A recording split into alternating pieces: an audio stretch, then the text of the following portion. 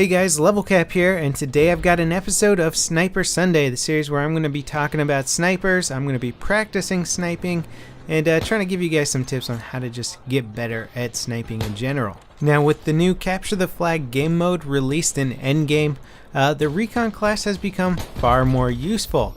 The reason for this is that there are no spawn points near the enemy's flag, so when you hike all the way across the map, go for a flag capture and then die, you have to hike all the way back across the map. Placing down spawn beacons is a great way to try and avoid this. If you're playing tactically with a squad, instead of leaving one person behind as sort of the safety spawn point, you can now just place down the spawn beacon and all four of you can kind of engage the flag and try and capture it and bring it back to your base. Now in this clip here, I'm just playing with a random squad, and rather than going for the flag, we're really harassing the enemy team in their spawn point. I know this is painful being on the receiving end, but it allowed our team to actually capture the flag about 3 times while we were just holding down the enemy team. Sure, we weren't getting the capture points, but we were certainly getting a lot of kills and sort of had this beachhead set up right at the front of the enemy's base. Now, the sniper rifle I'm using today is the M98B. This thing has the fastest bullet velocity out of any of the sniper rifles, and it technically does the highest damage out of any of the sniper rifles, even though all of them will still one-shot kill for a headshot. That is the bolt-action sniper rifles. So the M98B actually does 95 maximum damage, while all the other bolt-action sniper rifles do 80 maximum damage. So you might be thinking to yourself, well, what's the point, really, if you have a gun that does 95 damage versus 80 damage? It's still going to take 2 shots to kill somebody if you don't hit them in the head, and it's still going to take 1 shot to kill them if you do hit them in the head. Well, the point in having a gun that does more damage is that if somebody has even a small amount of damage done to them, the M98B is going to have a much easier time one-shotting them with a body shot. So say somebody just jumped off a little ledge, they took a tiny bit of damage, and at range you managed to land a body shot, it's probably going to one-shot kill them. Splash damage from a grenade, just a random bullet that hits them that they managed to get behind cover. Again, a one-shot from the M98B has a much greater chance of killing them with a body shot than any of the other bolt-action sniper rifles. Now, not only does the M98 have the highest maximum damage, but it also has the furthest damage drop-off range. So all the bolt-action sniper rifles except for the SV98 drop off to 59 damage. The SV98 drops off to 50 damage. That means they're still all going to be one-shot headshot kills at a long range. However, the M98B drops off at 120 meters, where the other ones drop off at 100 meters. Now, this isn't a huge deal. It just means that at longer distances, the M98B is still going to be doing more damage overall, and it's going to increase your chances of doing as much damage as possible at those long ranges. And in addition to having the highest damage per shot, it also has the highest bullet velocity, which is incredibly important for bolt-action sniper rifles, or any long-range gun for that matter.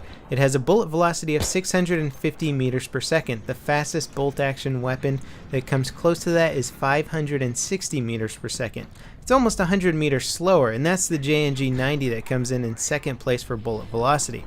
Fast bullet velocity means less lead time when you're aiming for your target and less drop when you're firing at targets at a distance. So I know I'm kind of going crazy with the stats of the gun here, but it really is important to kind of know the differences between the bolt-action sniper rifles. Sure, a good sniper is probably going to be able to do pretty well with any of the bolt-action sniper rifles, but there are really big differences in terms of what ranges that they do best at. M98B is the clear king of long-range engagements. Now you might be thinking, well, why isn't it great at close quarters? It still has the highest damage output per shot. It seems like it should be just as good in close quarters as any other bolt action. Well, for one, it doesn't have the highest rate of fire out there. It's not a slow rate of fire, it's a medium rate of fire, which can be important for close range, although it's usually about that first shot in close quarter sniper combat anyway. You want to take that first shot and then switch to your sidearm to deal with anybody else who survived or if you missed that shot. Other important things to consider for close range bolt action sniper rifle combat are the hipfire accuracy. The M98B has a terrible hipfire spread. Pretty much the worst hipfire spread of the bolt action sniper rifles, tied with the JNG-90 and the L96. And last but not least, the M98 can only hold 6 rounds while the other weapons can hold a total of 11. So to summarize those 3 things there, we have magazine size, we have hipfire accuracy, and we have rate of fire. Those 3 things are some of the worst on this bolt action sniper rifle for any sort of close quarter engagement. So it's pretty much the last gun you want to have in close quarters. Now I want to talk about a little trick with the laser pointer, which I'm not actually using in this video, and there's a reason for that. But last video I posted on there, people were yelling at me to talk about the toggle laser pointer on and off trick that PC players can use. Sorry console players, I don't think you can set this up on the console, but it is a little thing that people can double bind the laser on off button to the same button as your zoom in. So the way that this works is that you'll be running around with the sniper rifle not zoomed in, and your laser sight will be on, making your hipfire more accurate. This is pretty crucial for bolt action sniper rifles since that hipfire shot is so important in close quarter combat. However, you don't necessarily want your laser sight on when you're zooming down the scope at long range. It really does give away your position. I mean, the scope glint generally gives away your position anyway, but it's just one less thing to have to worry about. Now, rather than having to hit the toggle laser button every time you zoom down sights, you can bind that button to the same button that you click to zoom down sights so it turns off automatically. It's quite a nifty little trick, and to be honest, I was aware of it. I know a bunch of players who already use this. The problem is it doesn't work if you don't use a toggle ADS setup, and sadly I'm not using toggle aiming down sights. It's something that I really should switch to, and I might actually start doing that within the next week or so. So what I mean by toggle aiming down sights is on, I believe it's the same for console also, you should have the option on PC to go into your settings and hit toggle ADS, and what that does is when you hit the right click button, you just press it and release and it will aim you down sights. You press it again and release and it will take you out of zoom. What I have it on currently is hold for aiming down sights. So I hold my right mouse button to aim down sights and then release it to stop aiming down sights.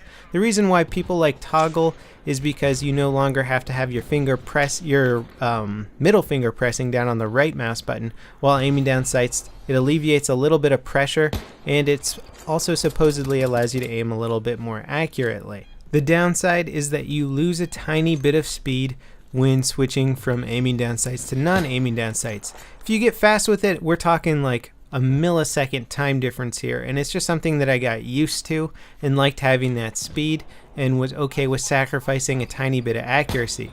I think not using toggle aiming down sights hurts the sniping game the most. Perhaps that's why I don't like sniping quite as much, and switching over to a toggle setup would allow me to get a little bit better at sniping. But for close quarter crazy engagements, I love my holding down ADS setup, just for being able to switch in and out of ADS extremely fast. Now, as you can see here, I'm sort of slowly approaching the enemy team's flag as a sniper, really just harassing the guys in the base and trying to kill anybody on the way out of the base. Also getting close enough, I've got a spawn beacon set up so that my entire squad can spawn sort of center map and get even closer to their base. So the recon class becomes so freaking useful in these CTF games. And I really kind of started to like this opened area here for the snipers because you've got these hay bales and these sort of stacks of stuff that you can hide behind. Not a lot of people expect infantry to be hanging out in this field, but you really do have so many cool areas and good areas to snipe people from. So if you feel like you're the neglected recon class, the guy who's always hanging out on towers in Caspian border trying to shoot people from long range in games of conquest, or you're just not really being that helpful overall, check out the CTF maps. You can actually get to a position where not only can you rack up a lot of kills, deal a lot of damage, but you can put down a spawn beacon for your teammates to spawn in and get close to the enemy flag, something that they will be very happy for. So that pretty much wraps it up for Sniper Sunday. I'm feeling a little bit more confident with the sniper class, enjoying it more. I'm getting better. I hope you guys are learning some stuff from me. And if you got any pro tips for me, please feel free to leave them down in the comments. Thanks for watching, guys, and I'll see you next time. This is LevelCap, signing off.